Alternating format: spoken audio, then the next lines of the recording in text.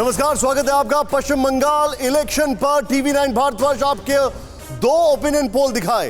पहला opinion poll 19 मार्च, दूसरा 24 मार्च को। कल 5 दिन के अंदर बंगाल के वोटर्स का मूड कितना और किन मुद्दों पर बदला, यह तो आपने देखा जाना। लेकिन 27 अप्रैल की वोटिंग से ठीक पहले राउंड की वोटिंग में चुनाव प्रचार खत्म होने से पहले आज फिर हम आपके सामने ओपिनियन पोल लेकर आए हैं। यह सबसे अलग सर्वे है जिसे बंगाल के 23 जिलों में घूम घूम कर टीवी9 के रिपोर्टर्स ने तैयार किया है। इस कड़ी में 10,000 लोगों से बातचीत की रिपोर्टर्स ने। 10,000 सैंपल साइज है और 11 से 24 मार्च के बीच सैंपल इकट्ठा किए गए। इन आंकड़ों के जरिए यह जानने की कोशिश हुई कि बंगाल के वोटर्स के मन में क्या है, उनके लिए ममता दीदी क्या मायने रखती हैं या फिर नरेंद्र मोदी महत्वपूर्ण हैं। बंगाल के वोटर्स के लिए सबसे अहम मुद्दा क्या है, समाज के अलग अलग वर्ग के लोग किसे वोट करने जा रहे हैं। आज हम आपको अगले 2 घंटे तक इसके बारे में बताएंगे। शुरुआत करते हैं ओपिनियन पोल, लेकिन पहले यह रिपोर्ट।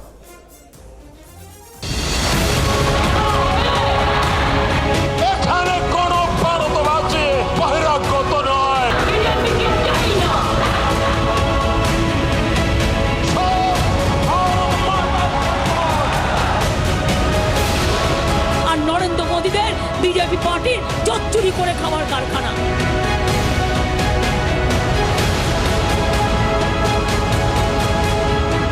पश्चिम बंगाल में सियासी महाभारत के पहले चरण का शोर अगले 2 घंटे बाद थम जाएगा।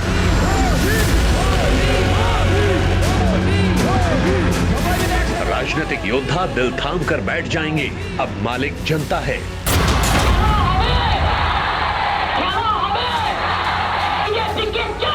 जनता किन मुद्दों पर वोट डालेगी, उसके लिए प्रधानमंत्री का चेहरा अहम है या फिर ममता दीदी का। वो ममता राज का लेखा जोखा कर वोट डालेगी या फिर केंद्र की मोदी सरकार का। वोटिंग पैटर्न पर धर्म, जाति, इलाके का रोल क्या होगा। नरेंद्र मोदी स्वागतम। जनता के मन की बात जानने के लिए टीवी9 भारतवर्ष के रिपोर्टर ने ठीक बंगाल चुनावों के पहले दौर की वोटिंग से पहले एक सर्वे किया है। हमारे रिपोर्टर्स ने यह जानने की कोशिश की, क्या है बंगाल की जनता का मूड, कितना बदल गया बंगाल के लोगों का मन, क्या सोचते हैं बंगाल के बिजनेसमैन, क्या चाहते हैं बंगाल के किसान और मजदूर, किसके चेहरे में है दम, ममता या फिर मोदी। ममता के काम से वोट मिलेगा या फिर नाम से। बंगाल में धर्म के आधार पर कौन बाजी मारेगा और बंगाल में बीजेपी या टीएमसी चुनने की वजह क्या होगी। यह सर्वे बंगाल की जमीन पर हुआ। पश्चिम बंगाल के 23 जिलों में टीवी9 भारतवर्ष के संवाददाता गए। 11 मार्च से लेकर 24 मार्च तक गली मोहल्ले में घूम घूम कर सर्वे किया और फिर जो नतीजे सामने आए वो आपको चौंका देंगे, सोचने पर मजबूर कर देंगे कि आखिरकार बंगाल का मूड इतना ज्यादा क्यों बदल रहा है। क्या ये बदलाव की बयार है या फिर एक बार फिर से बंगाल में तृणमूल सरकार है।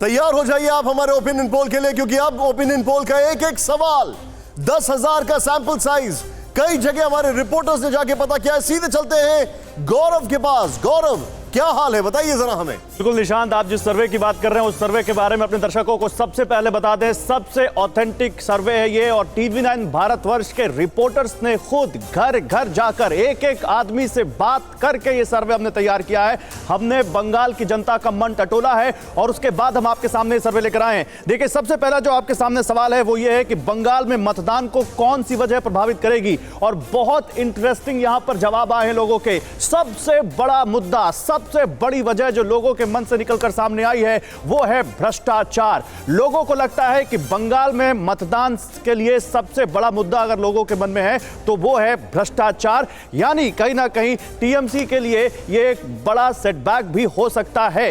दूसरा, राजनीतिक हिंसा। निशांत, 25% लोगों का मानना है कि राजनीतिक हिंसा, देखिए ये बहुत इंटरेस्टिंग है, बंगाल में राजनीतिक हिंसा की बात हम अक्सर करते रहते हैं। और दूसरा सबसे बड़ा जो मुद्दा, सबसे बड़ी वजह निकलकर सामने आई है वो है राजनीतिक हिंसा। 25% लोगों का मानना है कि ये उनके लिए एक बड़ी वजह होगी। तीसरा, तुष्टीकरण। तुष्टीकरण को लेकर भी वहां पर बहुत बातें हो रही हैं, यह भी एक बहुत बड़ा मुद्दा है। 23% लोगों का मानना है कि एक बड़ी वजह होगी। और चौथा जो सबसे बड़ा मुद्दा लोगों के लिए है वो है विधायकों की गैर मौजूदगी। तो यानी जो लोग सोचते हैं कि जीतने के 5 साल बाद तक वो कुछ ना करे, लोगों के बाद 5 साल बाद जाएंगे लोगों के पास, लोग फिर से उनको वोट देंगे, तो 10% लोग इसको एक बहुत बड़ी वजह मानते हैं कि उनके पास विधायक आते ही नहीं। तो ये देखिए, ये बहुत इंटरेस्टिंग यहां पर जवाब निकल कर आए हैं जो आपके सामने हम लेकर आए हैं। लेकिन दूसरा एक और सवाल, बंगाल में परिवार किसको वोट देने का मन बना रहे हैं? बहुत दिलचस्प सवाल निशांत जो हमने लोगों से पूछा। देखिए, अक्सर क्या होता है, परिवारों में एक मत बन जाता है कि हम सब मिलकर इस पार्टी को वोट देंगे। तो हमने परिवार के हिसाब से यह सवाल पूछा और इसमें जो सबसे बड़ा आंकड़ा निकल कर आया वो ये कि 23% परिवारों का मानना है कि वो सिर्फ टीएमसी को वोट देंगे, सिर्फ टीएमसी को वोट देंगे, क्योंकि कई बार परिवारों में अलग अलग सोच भी होती है। तो 7% जो परिवार हैं वो कह रहे हैं शायद टीएमसी को हम वोट दे दें, लेकिन सिर्फ बीजेपी को वोट देने वाले परिवार 19% हैं और शायद बीजेपी कहने वाले परिवार 8% इसमें निकल कर आए। और शायद लेफ्ट 8% और शायद लेफ्ट प्लस 4, सिर्फ लेफ्ट 8% और शायद लेफ्ट को 4% लोग परिवार मानते हैं कि वो वोट देंगे। लेकिन सबसे बड़ा आंकड़ा इसमें मालूम है कौन सा है? 31% लोगों अभी का कहना है पता नहीं, या तो वो अपने पत्ते नहीं खोल रहे हैं या वो अपना मन नहीं बना पाए। यानी जैसे जैसे इलेक्शन नजदीक आ रहा है वैसे वैसे और ये 31% लोगों का मन जब बदलेगा तो ये आंकड़े घट और बढ़ सकते हैं। तीसरा सवाल हमने लोगों से क्या पूछा, बंगाल में मोहल्ला किसको वोट देने का मन बना रहा है? देखिए, अक्सर क्या होता है, लोग शाम को निकलते हैं घरों से, चर्चा करते हैं चुनाव के ऊपर कि भाई क्या माहौल है, किसको वोट देने का मन बना रहे हो। तो हमने मोहल्ले में जाकर लोगों से बात की। मोहल्ला वाइज हमने जब ये आंकड़ा ढूंढा तो बहुत इंटरेस्टिंग आंकड़ा यहां पर आया। 50% मोहल्ले वालों का कहना है कि वो जो मोहल्ले हैं वो कह रहे हैं कि हम कह नहीं सकते, यानी वो पत्ते अपने नहीं खोल रहे हैं। 8% अधिकतर टीएमसी को कह रहे हैं, 13% हर कोई टीएमसी को कह रहा है। 13% जो मोहल्ले हैं वो कह रहे हैं कि वो हर कोई पूरा मोहल्ला मिलकर टीएमसी को वोट डालेगा। 8% में मोहल्ला जो है उसमें अधिकतर लोग कह रहे हैं कि हाँ हम टीएमसी को वोट डालेंगे। 14% अधिकतर बीजेपी को वोट डालेंगे। यानी 14% जो मोहल्ला है, पूरे जो हमने जो सर्वे किया जिन जिन मोहल्लों में हम गए उनमें 14% ये कह रहे हैं कि अधिकतर फीसदी उस मोहल्ले में लोग बीजेपी को वोट डालेंगे और 7% कह रहे हैं हर कोई, यानी मोहल्ले का हर वोटर बीजेपी को वोट डालेगा। 8% मोहल्ले वालों का कहना है कि वो अन्य पार्टियां या गठजोड़ को, जो आईएसएफ, कांग्रेस और लेफ्ट पार्टियों का, उसको वोट डालेंगे। लेकिन जो मैंने सबसे पहले बताया, सबसे बड़ा आंकड़ा, ये बहुत बड़ा आंकड़ा है, 50% मोहल्ले वालों का कहना है निशांत कि वो अभी कह नहीं सकते या वो कह नहीं रहे हैं क्योंकि पब्लिक है, बहुत मैच्योर है, वो अपने पत्ते नहीं खोल रहे। निशांत, आप जो बता रहे हैं, देखिए यहां पर बड़ा रोचक है। जो आपने एक सवाल पूछा यहां पर हमारे दर्शकों को, जो आप गौरव एक सवाल यहां पर दिखा रहे थे कि बंगाल में परिवार किसे वोट देने का मन बना रहे हैं। अब बंगाल में परिवार की अगर बात की जाए गौरव, तो इसमें एक बहुत बड़ा फैक्टर महिला वोटर का भी आता है। उसको लेकर भी आगे कुछ सवाल जवाब आने वाले हैं क्या गौरव? बिल्कुल, बहुत इंटरेस्टिंग आपने मुद्दा उठाया। हमने वाकई घर में गृहिणियां किसको वोट देने वाली हैं, महिलाएं किसको वोट देने वाली हैं, और आपको याद होगा पीएम मोदी जिस साइलेंट वोटर की बात कर रहे हैं उसको भी आप जोड़ लें तो ये किसको वोट देने वाले हैं, ये भी हम जरूर लेकर आएंगे अपने इस सर्वे में आगे। आप जो बता रहे हैं बड़ा रोचक है। लेकिन यहां पर अपने दर्शकों को बताना चाहेंगे कि इस बार बंगाल के चुनावों में ममता बनर्जी ने करीब 50 महिलाओं को टिकट दिया है। यहां पर गौर करने वाली बात है, 50 महिलाओं को टिकट दिया है, जो कि और पार्टी से ज्यादा है। और लोकसभा में 42% महिलाओं को जो कहा था तवज्जो दी गई थी। लेकिन अब मैं सीधे चलता हूं, हमारे खास मेहमान हमारे साथ जुड़ चुके हैं सीधे। बप्पा चैटर्जी बंगाल से हमारे साथ हैं, बीजेपी के प्रवक्ता, आपका स्वागत है। मेरे साथ चंदन घोष चौधरी हैं, कांग्रेस के प्रवक्ता, आपका भी स्वागत है। मेरे साथ सुनीत चोपड़ा जी हैं। सुनीत जी नमस्कार आपका। आप शोएब जमई दिल्ली से हमारे साथ, बड़े दिन के बाद। शोएब साहब, आपको देखते ही पता नहीं क्यों मुझे एकाएक उस दौर की याद आ गई जब पिछले साल आपसे कई सारे इंटरव्यू किए थे कोरोना को लेकर। बहरहाल, Avik Saha national general secretary Swaraj India, आपका भी स्वागत है अविक जी। गौतम लहरी सर मेरे ठीक बगल में बैठे हुए हैं, वरिष्ठ पत्रकार हैं। हर्षवर्धन त्रिपाठी जी सीनियर जर्नलिस्ट मेरे साथ हैं। अब यहां पर जो अभी तक चीजें आ रही हैं, मैं बप्पा चैटर्जी जी से शुरू कर रहा हूं। जाहिर सी बात है आप चुनौती दे रहे हैं, जो टीएमसी के हैं उनके पास तो मैं आऊंगा ही, लेकिन आप मुझे एक चीज बताइए। जो सर्वे में हमारा पहला सवाल था, इसको जरा ध्यान दीजिए सर। बंगाल में मतदान को कौन सी वजह प्रभावित करेगी, वो था 42% भ्रष्टाचार। लेकिन परिवार किसे वोट देंगे, वो सिर्फ टीएमसी को देंगे वोट। तो आपने भ्रष्टाचार को परिवार से जोड़ा, लेकिन वो उनका फेथ अभी भी बंगाल के परिवारों का फेथ टीएमसी परिवार पर है। निसार जी, पहले तो मैं जितने पैनलिस्ट हैं सभी को धन्यवाद करता हूँ, सभी का स्वागत करता हूँ। आपका भी असंख्य धन्यवाद। विषय ये है कि आप जो पॉइंट रखे हैं इस पे परिवारवाद और ये जो पूरे विषय पे सर्वे किए हैं आप लोगों ने, सर्वे एक माध्यम है, एक जरिया है जिससे एक धारणा तैयार होती है। तो एक्चुअली परसेप्शन तैयार होती है, वो बात सही है, लेकिन अभी बंगाल की जनता की मूड जो है, जैसा हम लोगों ने रास्ते पे पूरे गाँव में, शहरों में, चारों ओर काम करते हुए, खेत मैदानों में, खलिहानों में काम करते हुए जो अनुभव किया है, ये मेरा पर्सनल अनुभूति है कि बंगाल की जनता तृणमूल कांग्रेस की जो छोटे छोटे भ्रष्टाचार है, छोटे बड़े बड़े तो जो है वो छोड़ दिए, छोटे छोटे एकदम गांव लेवल के जो भ्रष्टाचार है, पंचायत लेवल के जो भ्रष्टाचार है, उससे परेशान है, त्रस्त है। और जिस वजह से पूरे बंगाल की जनता ने इस बार मन बना लिया, चाहे कोई भी सर्वे हो, क्या आ रहा है नहीं आ रहा है, ये बहुत मायने हमारे लिए नहीं रखती है। कुछ में हमको आगे दिखा रहे हैं, कुछ में हमको पीछे दिखा रहे हैं। देखिए क्या होगा, ये बंगाल की जनता पूरी तरह से तय करके रखी है। और जो परिस्थिति है, जिस तरह से पीसी भाइपों का सिंडिकेट चल रहा है बंगाल में और किसी का कोई सुनवाई नहीं है, इसके विरोध में इस बार बंगाल की जनता 100%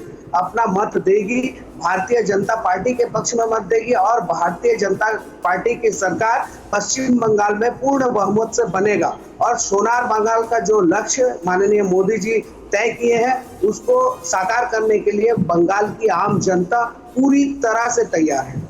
सर, आप जो बता रहे हैं, देखिए मैं आपकी बात मैं काटूंगा तो नहीं, लेकिन मैं चाहूंगा कि जो हमारे पॉलिटिकल एनालिस्ट बैठे हैं मैं उनसे ही बात करूंगा।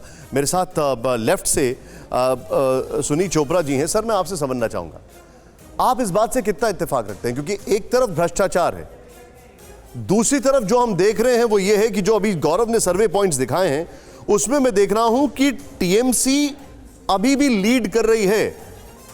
तो ये, और लेकिन एक बड़ा फैक्टर वो कल भी था और वो आज भी है, वो चिंता का विषय है, वो ये है कि हर सर्वे में जो गौरव ने अभी तक 3 पॉइंटर्स दिए हैं, हर एक में सबसे इंपॉर्टेंट पॉइंटर है कह नहीं सकते, पता नहीं। ये कल भी हमने रेज किया था अपने ओपिनियन पोल में, आज भी है।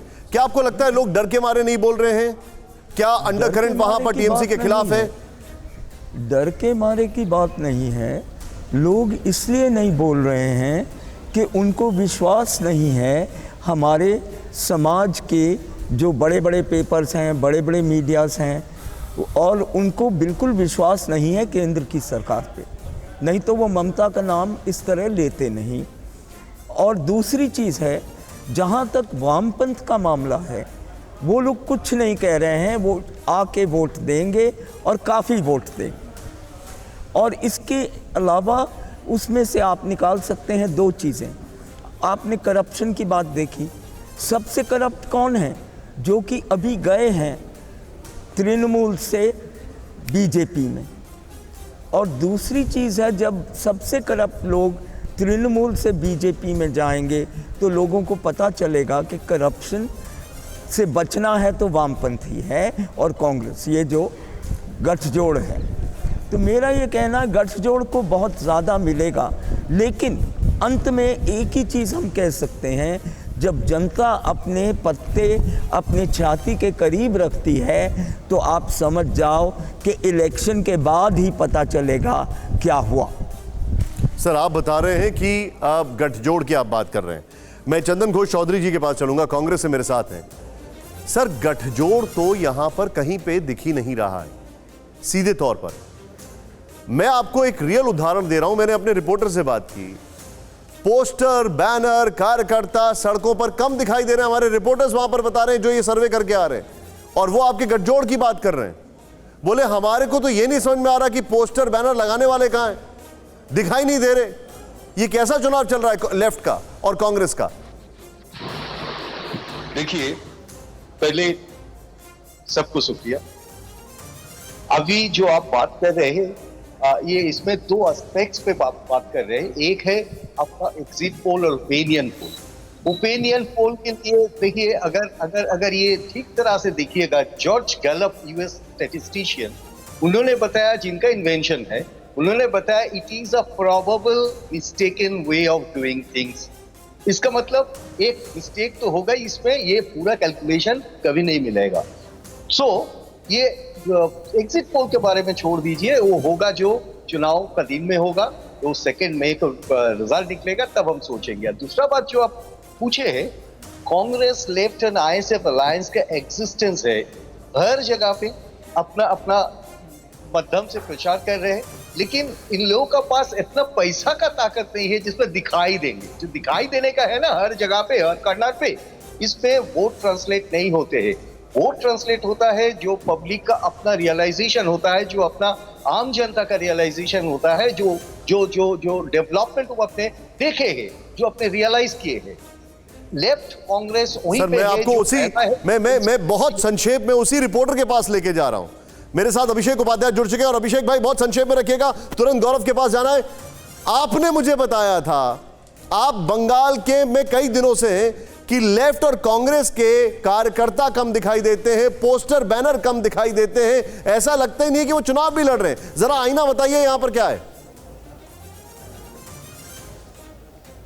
बिल्कुल, देखिए ये सच्चाई है, और बड़े विरोधाभास हैं आपस में लेफ्ट कांग्रेस और आईएसएफ के बीच में। अभी भी ये क्लियर नहीं है कि जहां पर लेफ्ट लड़ रहा है वहां कांग्रेस का उतना समर्थन मिल रहा है, जहां आईएसएफ और कांग्रेस में बाकायदा लड़ाई चल रही है। फुरफुरा शरीफ के जो भाईजान अब्बास सिद्दीकी हैं, वो हमसे ऑन कैमरा कह चुके हैं कि कांग्रेस हमको सपोर्ट नहीं कर रही, कांग्रेस हमारा विरोध कर रही है। फिर प्रॉब्लम ये भी आ रही है कि केरल में समर्थन में है, यहाँ समर्थन में है, केरल में विरोध में है। तो बहुत सारी विरोधाभास हैं। तो ये हकीकत है कि जमीन पर प्रचार एक तो दिखाई नहीं पड़ रहा है, दूसरा जो है भी वो आपस के विरोधाभास में और आपस के अंतर विरोध में घिरा हुआ है। जी, आपको मैं यहां पर रोक रहा हूं, सही बोल रहे हैं आप।